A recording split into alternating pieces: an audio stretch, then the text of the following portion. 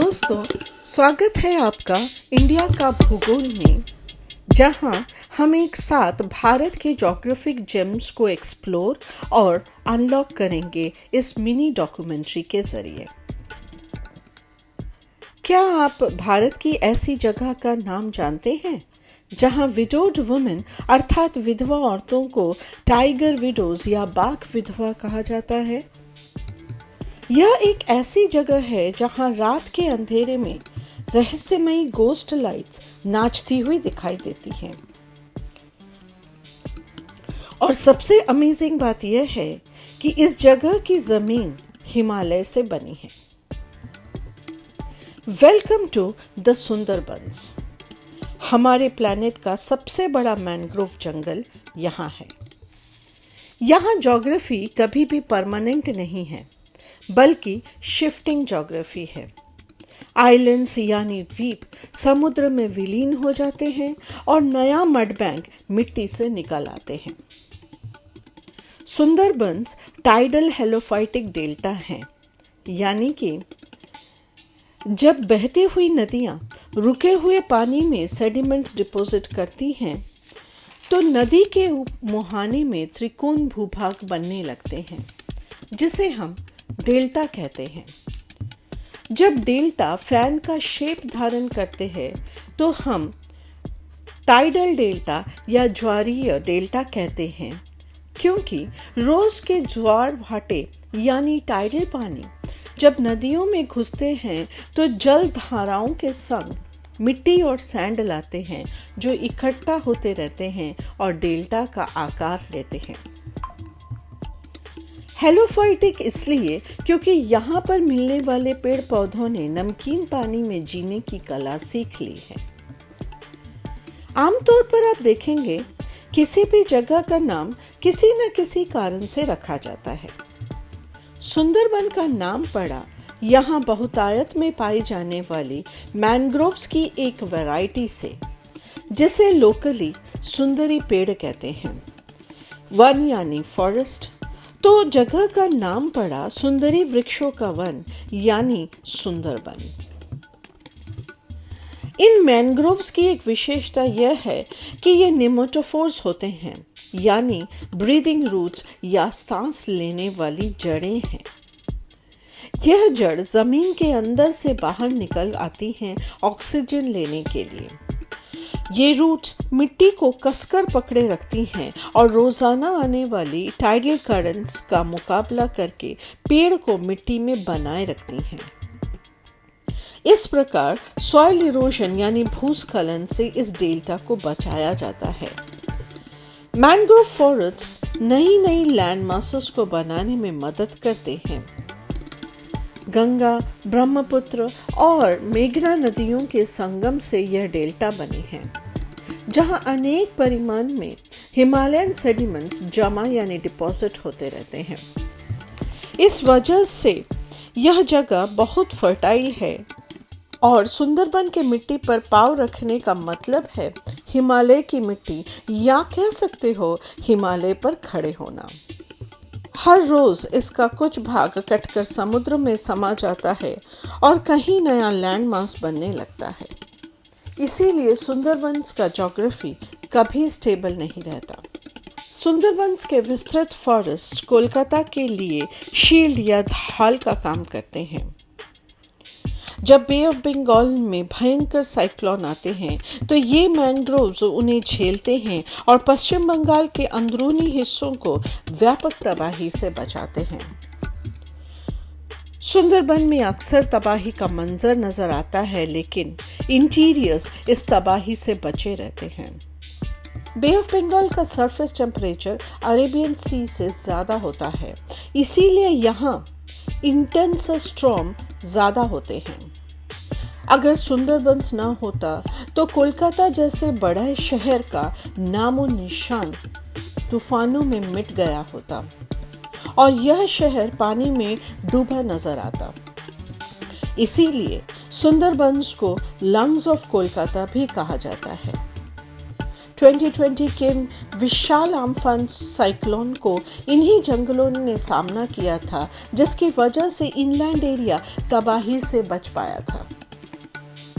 Nature द्वारा engineered एक brilliant defence mechanism.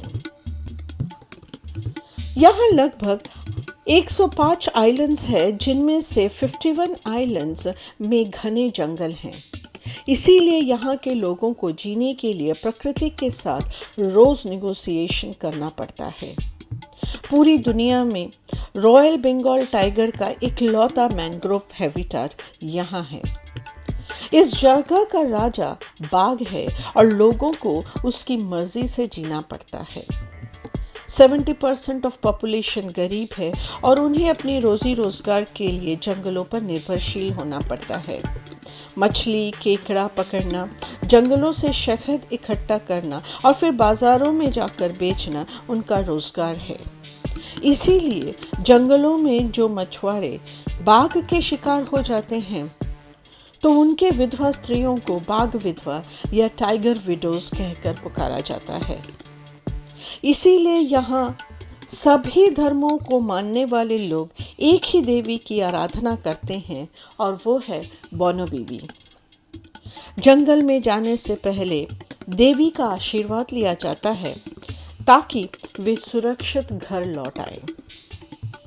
Royal Bengal tigers के अलावा यह जगह एंडेंजर्ड यानी लुप्तप्राय मगरमच्छों, ऑलिव रिडल टर्टल्स और माइग्रेटरी बर्ड्स का भी घर है। रात को कभी कभार लोगों को जंगलों में रहस्यमयी नाचती हुई रोशनी दिखाई देती है, जिसे यहाँ के लोकल्स भूतिया रोशनी कहते हैं और मानते हैं कि बाघ के शिकार हुए मछुआरे लोगों को मारने के लिए आकृष्ट कर रहे हैं। एक्चुअली इसे आलिया कहा जाता है और यह रोशनी रात के वक्त दलदलीय जगहों के ऊपर तैरती हुई दिखाई देती है। साइंटिस्ट का कहना है कि ये मार्श गैस के जलने की वजह से उत्पन्न होते हैं। दलदलीय भूमि में ऑर्गेनिक चीजों के सड़ने से मीथेन, जिसे मार्श गैस भी कहते हैं, निकलते हैं और जो हवा के साथ मिलकर ऑक्सीडाइज होकर चमकने लगते हैं। सुंदरबंस दुनिया का नेचुरल ब्लू कार्बन सिंक है। ब्लू कार्बन सिंक का मतलब है वह समुद्र या जंगल जो एटमॉस्फेरिक कार्बन डाइऑक्साइड को एब्जॉर्ब करके स्टोर कर लेते हैं ताकि ग्लोबल वार्मिंग कम हो सके। अब तक तो आपको यह पता ही चल गया है कि सुंदरबंस का ज्योग्राफी बहुत कठिन है। नेचर क्रूड और हॉस्टाइल है, बिल्कुल भी रहने लायक नहीं है। तो फिर लोग यहाँ कैसे बस गए? इसके लिए हमें पीछे इतिहास में जाना होगा। थ्रू आउट हिस्ट्री आप देखेंगे राजा या रूलर या कोई धनी पैसे वाला इलीट हमेशा इनिशिएटर्स होते हैं एक गांव या सेटलमेंट को बसाने के लिए। यहाँ भी यही कुछ हुआ है। 1903 में सर डैनियल हैमिल्टन ने ब्रिटिश गवर्नमेंट से करीब 150,000 एकर्स की जमीन खरीदी थी। उनका सपना था कि यहाँ एक ऐसी सेल्फ सस्टेनिंग सोसाइटी का निर्माण करें जहाँ सभी धर्मों के लोग आपस में मिलजुल कर रह सके और मनी लेंडर्स के शोषण से मुक्त हो सके। अतः गरीब भूमिहीन लोगों को यहाँ लाया गया और उन्हें बसाया गया। आज के लोकल्स उन्हीं के डिसेंडेंट्स हैं। हैमिल्टन साहब ने यहाँ अपना घर और प्रशासनिक हेडक्वार्टर्स भी बनवाया था। उन्होंने यहाँ अपनी करेंसी भी चलाई। सन 1932 में कवि गुरु रविंद्रनाथ टैगोर ने इस जगह का दौरा किया, जिसकी प्रशंसा की खबरें बंगाल में गूंज रही थी। आज करीब 4 मिलियन लोग यहाँ नेचर के साथ एक ऐसी सिंक में रहते हैं जो हम सिटी ड्वेलर्स सोच भी नहीं सकते। ये लोग जीवन का एक कठिन सत्य जानते हैं जिसे हम शहरी लोग अक्सर भूल जाते हैं, और वो है When nature cannot be conquered, then be respectful to it। अर्थात जब प्रकृति को जीतना नामुमकिन हो जाता है तब उससे सम्मान किया जाता है। सुंदरबंस साउथ एशिया का बीटिंग हार्ट है। यह क्लाइमेट चेंज की मार को झेलता रहता है ताकि हम सुकून की जिंदगी जी सकें।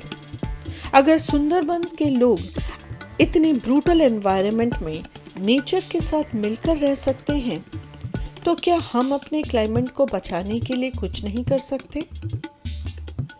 दोस्तों, यह मत भूलो, जब सुंदरबन सांस लेता है तभी हम सांस लेते हैं। क्या आप सुंदरबन घूमने गए हैं? हमें कमेंट करके ज़रूर बताएं। अगर नहीं गए हैं तो इस मिनी डॉक्यूमेंट्री से प्रेरित होकर वहां घूम आएं।